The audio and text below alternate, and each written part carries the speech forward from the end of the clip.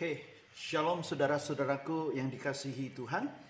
Kali ini saya ingin mengangkat satu topik mengenai kesusahan atau penderitaan.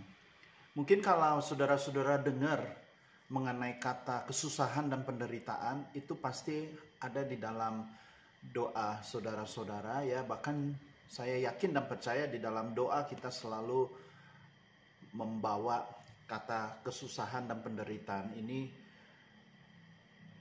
di hadapan Tuhan untuk kiranya boleh kesusahan dan penderitaan ini dihalaukan atau dihindarkan, atau kalau boleh jangan ada datang kepada kehidupan saudara dan saya ya. Saya juga kadang juga sering menggunakan kata kesusahan dan penderitaan ini sebagai pokok doa ya, agar kita terhindar dari kesusahan dan penderitaan. Namun saya mau mengatakan bahwa di dalam ajaran Kristus justru kesusahan dan penderitaan ini seringkali dibahas dalam konteks kehidupan spiritual dan moral ya. Ini ada beberapa poin yang saya catat. Mungkin kita bisa mempelajarinya juga, bahkan kita boleh merenungkan apa sih sebenarnya kesusahan dan penderitaan itu, apakah bermanfaat untuk kehidupan kita ya, sehingga kita boleh mengimani atau menjalankan kesusahan atau penderitaan ini dengan baik. Yang pertama adalah kesusahan sebagai bagian dari hidup.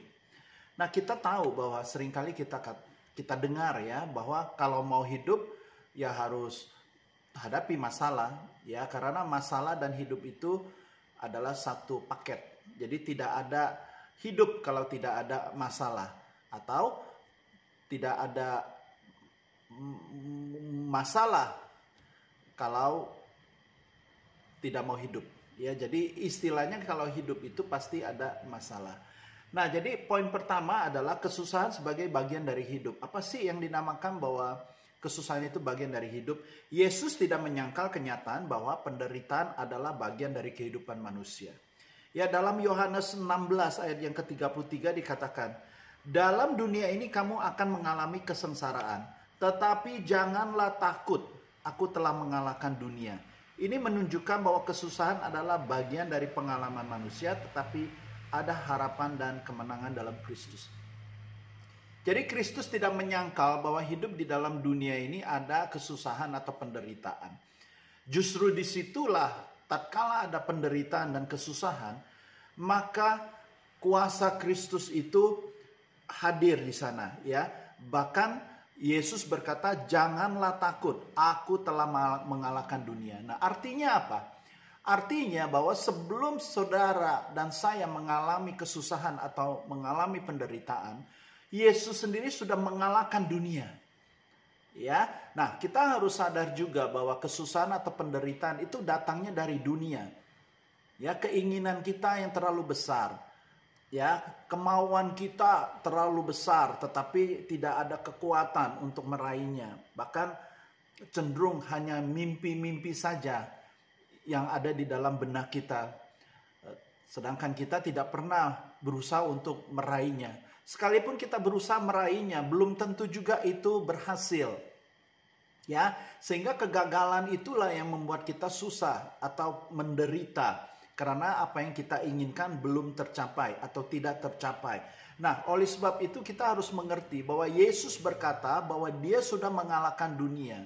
Sehingga apa yang kita alami, kesusahan penderitaan yang kita alami di dalam hidup kita, selama kita percaya bahwa Yesus telah mengalahkan dunia, maka kesusahan dan penderitaan itu tidak jadi apa-apa, tidak membuat kita tuh gentar.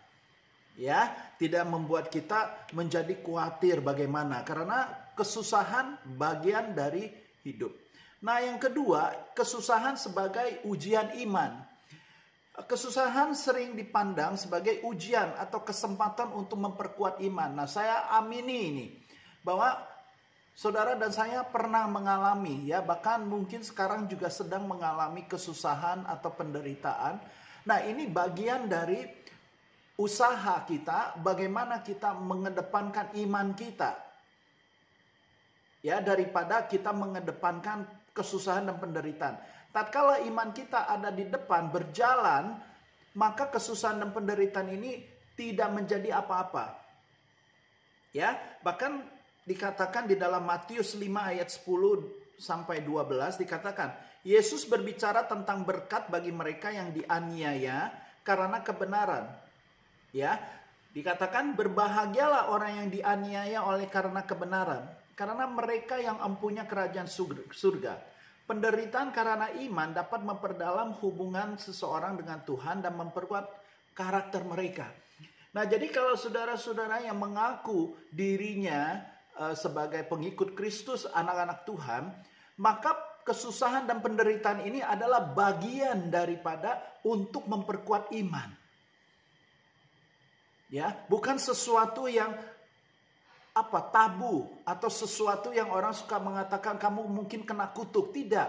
Justru kesusahan dan penderitaan ini adalah untuk memperkuat iman kita. Tentunya kesusahan dan penderitaan ini harus dikarenakan kebenaran. Tatkala kita melakukan kebenaran, kita mau mempertahankan kebenaran, tetapi terjadi kesusahan dan penderitaan, tentu ini adalah yang dimaksud di dalam Matius 5 ayat 10 sampai 12 tadi, bahwa dianiaya karena kebenaran. Ya, jadi kalau saudara dan saya mengalami kesusahan penderitaan karena mempertahankan kebenaran, maka itu adalah untuk membuat kita lebih kuat lagi iman kita. Nah, yang ketiga, kesusahan dan penghiburan. Nah, saudara-saudaraku, bahwa di dalam kesusahan itu ada penghiburan. Nah, penghiburan ini datangnya dari mana? Yesus mengajarkan bahwa Tuhan dekat dengan mereka yang menderita. Harus digarisbawahi. Tuhan sangat dekat dengan orang yang menderita. Di dalam Matius 5 ayat 4, Yesus berkata, berbahagialah orang yang berduka cita, karena mereka akan dihibur. Jadi kalau saudara-saudara sekarang mengalami duka cita, kesusahan, penderitaan, jangan takut. Karena Tuhan akan memberikan penghiburan. Ini janji Tuhan.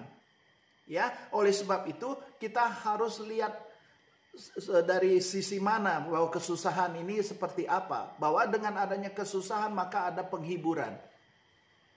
Nah, penghiburan itu datang dari Tuhan. Ya, tadi yang saya bacakan Matius 5 ayat 4 ini. Nah, lalu yang keempat, kesusahan sebagai alat untuk pertumbuhan spiritual. Yang tadi saya katakan memperkuat iman, lalu ini mempertumbuhkan atau membuat spiritual kita itu tumbuh. Kita tidak ada gunanya menjadi orang Kristen yang selalu masuk gereja, keluar gereja, lalu merayakan perayaan hari besar kekristenan, misalkan Natal atau Paskah. Tetapi pada hakikatnya pertumbuhan spiritual ini tidak terjadi, maka percuma. Sekalipun kita sudah melayani begitu bertahun-tahun, begitu lama, tetapi pertumbuhan spiritual ini tidak tumbuh, maka itu juga tidak berguna, saudara-saudara. Nah, jadi kita harus menerima kesusahan yang kita hadapi ini untuk sebagai pertumbuhan spiritual. Ya, kesusahan dapat dianggap sebagai alat untuk pertumbuhan spiritual. Kita baca di dalam Yakobus 1 ayat 2 sampai ke 4 yang sering dianggap terkait dengan ajaran Kristus. Dikatakan, saudara-saudaraku, anggaplah sebagai suatu kebahagiaan apabila kamu jatuh ke dalam berbagai-bagai pencobaan, karena kamu tahu bahwa ujian terhadap imanmu menghasilkan ketekunan. Dan biarkanlah ketekunan itu memperoleh buah yang matang, supaya kamu menjadi sempurna dan utuh dan tidak berkekurangan sesuatu apapun. Nah, saudara-saudaraku yang dikasihi Tuhan. Jadi, di dalam kesusahan itu kita harus menerimanya sebagai alat untuk pertumbuhan spiritual. Ya, sehingga kita akan tidak khawatir lagi atau tidak mengeluh soal kesusahan ini. Tetapi aspek kita, cara kita melihat bahwa ini sebagai alat pertumbuhan spiritual. Ini yang harus kita imani. Nah, lalu yang kelima, kesusahan dan kasih Tuhan. Yesus menunjukkan bahwa kasih Tuhan tidak menghilangkan kesusahan. Jadi apapun yang saudara alami, saya alami, kesusahan, penderitaan, itu tidak meniadakan kasih Tuhan buat kita.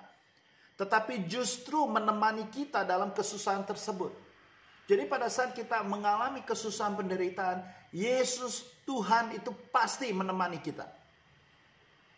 Ya, dia pasti menemani kita di dalam kesusahan tersebut. Karena di dalam Lukas 22 ayat 44 dikatakan kita melihat Yesus sendiri mengalami kesedihan dan kesusahan yang mendalam saat berdoa di Taman Getsemani. Ya, menunjukkan bahwa bahkan Tuhan Yesus sendiri tidak terhindar dari penderitaan manusiawinya. Ya, kita tahu Tuhan Yesus itu ada kemanusiaannya, dia sebagai manusia dan juga sebagai Tuhan. Tetapi kemanusiaannya ini tidak beda dengan kita. Juga mengalami penderitaan, juga merasakan tidak enak terhimpit penderitaan. Apalagi penderitaan Yesus Kristus yang akan dialami saat dia berdoa di Taman Getsemani itu luar biasa. Yang akan menghilangkan nyawanya. Tetapi ini justru membuktikan bahwa anak manusia Tuhan Yesus yang manusiawinya tetap menderita. Tetapi apa? Dikatakan bahwa kesedihan ini justru mendapat penghiburan. Sebagai jalan untuk menuju rencananya Tuhan. Jadi seringkali kesusahan dan penderitaan itu adalah sebuah jalan untuk menuju rencana dan kehendak Tuhan buat pribadi saudara dan saya. Jadi jangan gentar dengan satu kesusahan atau penderitaan, ya. Nah, lalu keenam, kepedulian terhadap orang lain dalam kesusahan. Yesus mengajarkan pentingnya merawat dan peduli terhadap mereka yang menderita. Dalam Matius 25 ayat 35 sampai 36, Yesus berkata bahwa membantu mereka yang lapar, haus, telanjang, sakit, atau di penjara adalah seperti melayani dia. Ini menunjukkan bahwa tindakan kasih terhadap orang-orang yang mengalami kesusahan adalah bagian dari ajaran Kristus. Nah, saudara-saudaraku yang dikasihi Tuhan, tatkala kita mendapatkan di hadapan kita ada orang yang menderita kesusahan, maka itu adalah kesempatan untuk kita melayani. Ya, tatkala kita melayani orang yang dikatakan tadi, yang lapar, yang telanjang, yang harus dibesuk, yang sakit, semuanya itu kita layani, maka itu sama dengan melayani Tuhan. Jadi kesusahan penderitaan itu adalah bagian daripada pelayanan. Supaya apa? Supaya kalau kita melihat orang yang susah dan menderita, maka kita harus mengerti bahwa ini adalah jalan menuju pelayanan. Yang kita katakan seringkali, aku mengasihi Engkau Tuhan. Maka ini adalah kesempatan untuk kita melakukan kebaikan-kebaikan untuk melayani orang lain yang lapar, yang di penjara, yang telanjang, yang susah hidupnya.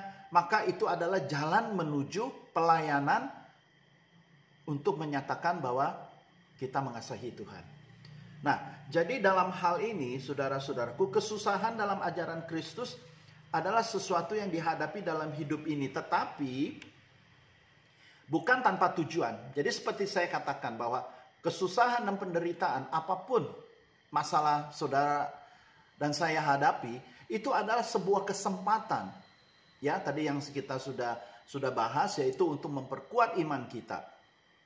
Untuk menuju jalan ke rencana Tuhan, kehendak Tuhan. Baik itu di dalam pelayanan, atau untuk menggenapi apa yang Tuhan inginkan.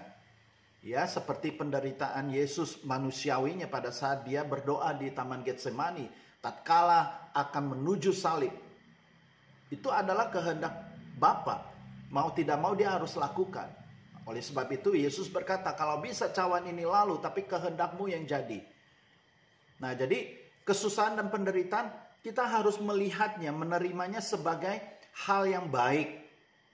Ya, tetapi harus disertai dengan apa yang kita lakukan ini benar. Bukan karena ulah kita, bukan karena kejahatan kita sehingga kita mendapatkan kesusahan, penderitaan. Tetapi kita benar-benar hidup di dalam Kristus dan mau menjadi pengikut Kristus yang benar, lalu kita mempertahankan kebenaran itu di dalam dunia, di dalam marketplace, di dalam sekularitas, ya, di dalam dunia sekuler, apapun lah di mana saudara ditempatkan, mempertahankan kebenaran pasti itu ada kesusahannya, ada penderitaan, tetapi jangan takut. Tuhan menemani dan memberikan penghiburan di dalamnya. Dan bukan itu saja, bahkan kita akan bertumbuh spiritualnya dan juga iman kita akan menjadi lebih kuat. Ya, oleh sebab itu saudara-saudaraku, kita saling mendoakan, saling mendukung, saling melayani, saling membantu orang-orang yang kesusahan. Itu baik buat kita yang tidak mengalami kesusahan pada saat itu. Untuk apa? Untuk memberikan pelayanan buat orang yang susah demi melayani Tuhan Yesus.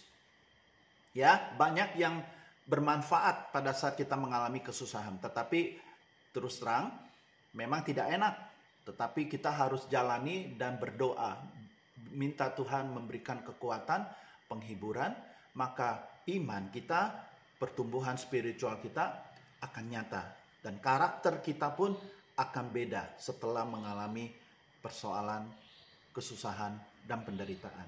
Nah, bagi saudara-saudara yang mempunyai pokok doa yang mau didoakan, atau bagi saudara-saudara yang punya pergumulan hidup, baik itu masalah keuangan, masalah keluarga, masalah apapun, kami mau membantu mengenal saudara-saudara. Silakan kirim email di duniakonsultasi@gmail.com, ya, duniakonsultasi@gmail.com.